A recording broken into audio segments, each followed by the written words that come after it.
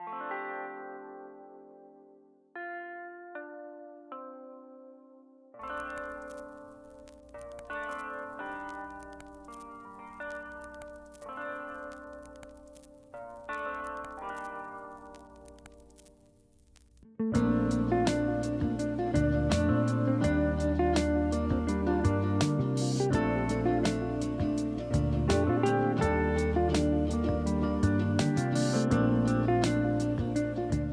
are you doing? My name is Ben, and today we're going to be talking about the MLL.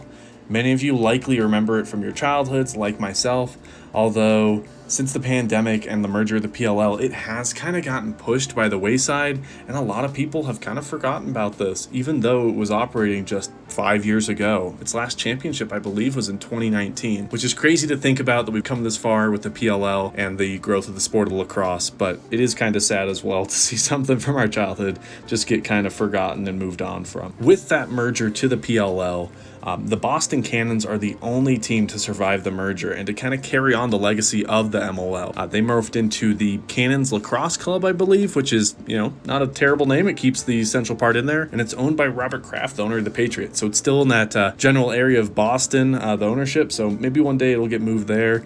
With the news that the PLL is going to be assigning cities to it, I can imagine that is where the Cannons will go. There's no way it goes anywhere else, but who knows? Crazier things have happened. So I do firmly believe that keeping this chapter of lacrosse's history alive and well is a great thing for the sport. There's a lot of things that we can learn from this league. There's things that they did right, and there's a lot of things that they did wrong. But overall, it's a really interesting history, and I'm going to cover it here with you guys today. Going forward, I am going to be doing a series on this, covering each team individually, and I will go into more in depth on each team as we go along through that series, go through their history, great players, championships, yada, yada, yada. But today, we're just going to be covering the MLL and its 20-year history. No, it's not a short history, but it's still something. Now, when I mention the MLL, I'm sure a team comes to your mind, maybe your local team or the team you were drawn to. For me, it was the Denver Outlaws. Growing up in Colorado, they were the team for professional lacrosse besides the DU Pioneers. Really cool colorway, cool uniforms. I'll put it up here. But we did have other teams, really, really cool names across the board. The Chesapeake Bayhawks, who won the most titles in the MLL's history. Charlotte Hounds, the Florida Launch, which is probably my least favorite name. I mean, it's pretty unoriginal, but whatever. It's unique. The Rochester Rattlers, who later became the Dallas Rattlers. Pretty cool name. The Ohio Machine, which is also kind of lame because it's Ohio. Moving on. The before-mentioned Boston Cannons. New York Lizards, awesome name, and then the Denver Outlaws.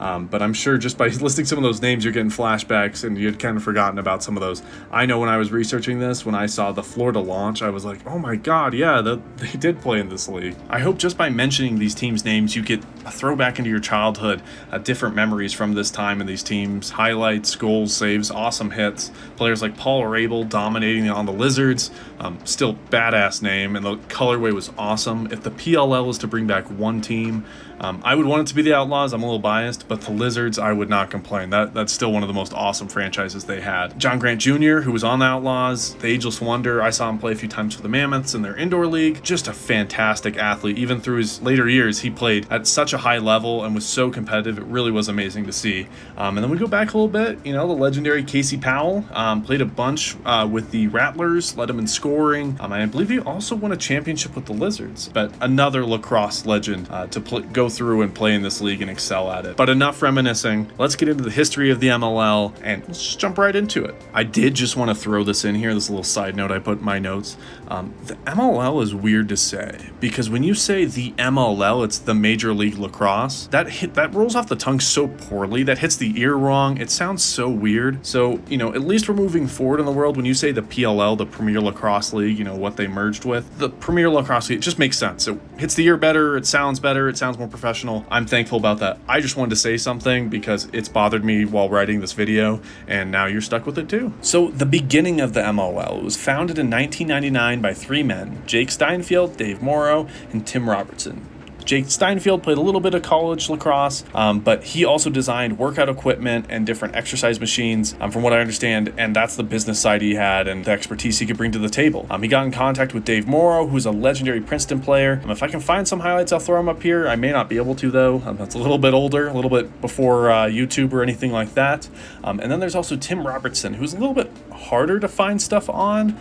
All I could really track down is that he's the son of a televangelist. Now, all three of these men came to the conclusion that professional lacrosse needed to be a thing. College lacrosse was huge and it was expanding rapidly in the US, and there was no professional outdoor league to complement that college experience and for those athletes to move on to. So they partnered up with Warrior Lacrosse. Jake Steinfeld brought that to the table. He also had worked with them and I believe was their CEO at the time. So they had some capital coming along the way at this first start. First season started 2001, opened up with Lizards against the Baltimore Bayhawks. Bayhawks ended up beating the Lizards, but in a quick turn of fate, in the championship game for that year, after a 12-game season, the Long Island Lizards defeated the Baltimore Bayhawks 16-13 as kind of a twist of fate. Really interesting there. This season was a pretty wide success. They had about 7,000 people at the championship game, and for a fresh lacrosse league with such inexperienced people taking it on, it was a great success, and they moved forward year after year, just slowly expanding, keeping those numbers around 6,000-7,000 for that championship game,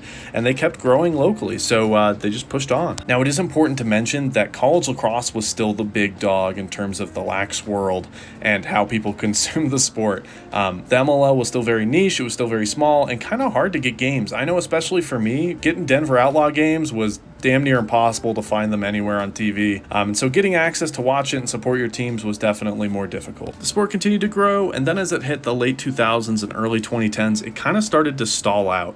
Viewership and attendance dropped down majorly for the championship games. Locally, they were having issues getting people in seats. I know in Denver, they only had a couple hundred people each game, and that just wasn't profitable for a lot of these guys. Plainly, the sport just got stale. Like, there weren't many stakes. There were 6 teams.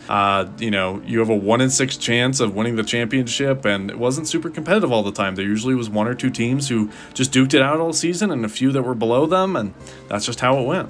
The league also paid them very little. Each player made about $10,000 to $15,000 a year, which isn't a small amount, but it's also not enough to live on at all. So most players had second jobs. If they couldn't get sponsorships or couldn't get deals or doing camps, they would just do what they went to college for. And so it made the league have an air of unprofessionalism. It didn't feel like a professional league. It felt like a club team, a really awesome competitive club team. It also went after the NFL's model of putting local teams, and so travel expenses were a constant issue. Getting players to areas, getting them in stadiums, and then getting fans in those seats was always a logistical problem for the MLL. From everything I've read too, they were very cautious about sponsorships they took.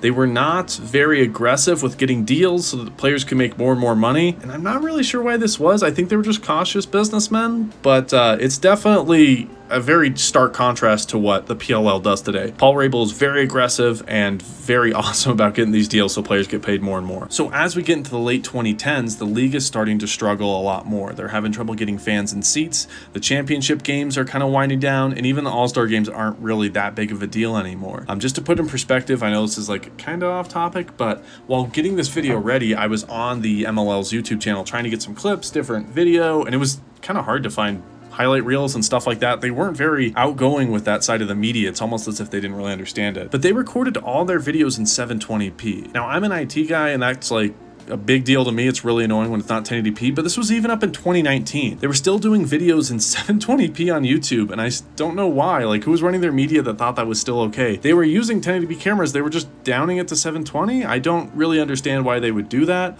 but it's made some of the video in this a little more grainy than it otherwise should be, and that is definitely something I'm thankful for the PLL for. They use modern cameras, and all the footage you're seeing is going to be in 1080p and look very crisp and nice. I just think that part is really telling of kind of the issues the MLL had. It wasn't really quick to innovate. It kind of was stagnant what it did. It wasn't going out to get those sponsorships and grow. It kind of was just, all right, let's not shake the boat. Let's not make it mess anything up. And that ultimately just hurt it more and more. And then comes Paul Rabel.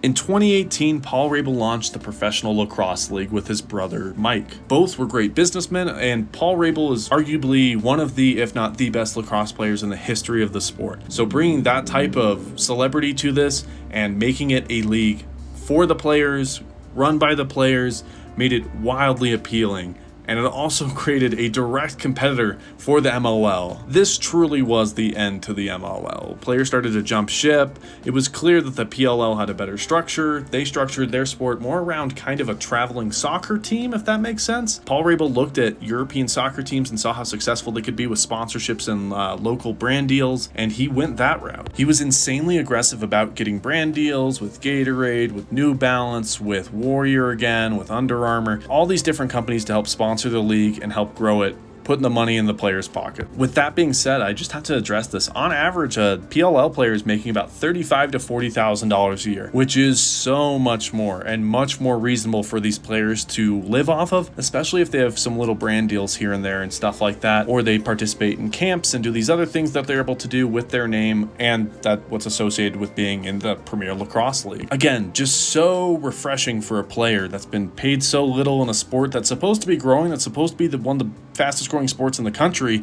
yet the money just wasn't there for the MLL. In December of 2020, the MLL and PLL announced they were merging, and this in all reality was just the end of the MLL. They'd been struggling financially, the PLL could pay more, and they finally just threw in the towel and ended up working with Paul Rabel. Now, this would be seen as kind of a good thing in my mind. Right before the pandemic, the MLL would have not survived with the pandemic and everything that went along with it, so it's good that they got this out of the way and that the Boston Cannons were still able to remain a team as the Cannons Lacrosse Club in the PLL going forward. So I know we kind of sped through the history here and there's a lot to go with it, but we'll cover that with each team going through their different championships and years. But I did want to talk about the MLL first and kind of its issues and the struggles that it ran into. The biggest thing is it wasn't financially feasible. The people running it weren't really sure how to market it, weren't really sure how to put it out there so that they could make more money for the players, and it bit them in the butt hardcore. Ultimately, it just didn't innovate. It just didn't move forward as the years went on.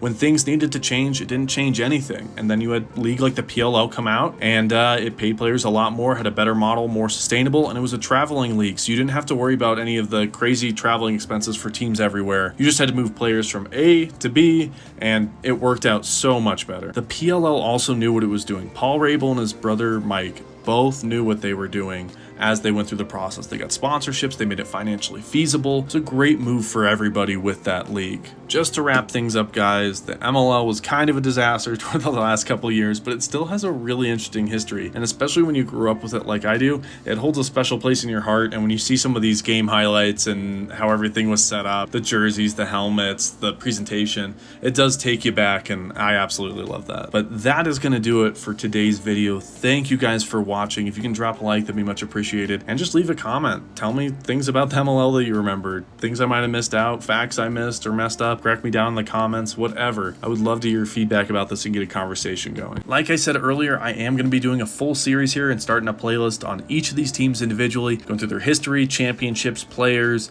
everything I can. But that's all I have. I hope you all have a wonderful rest of your day, and I'll see you in the next one.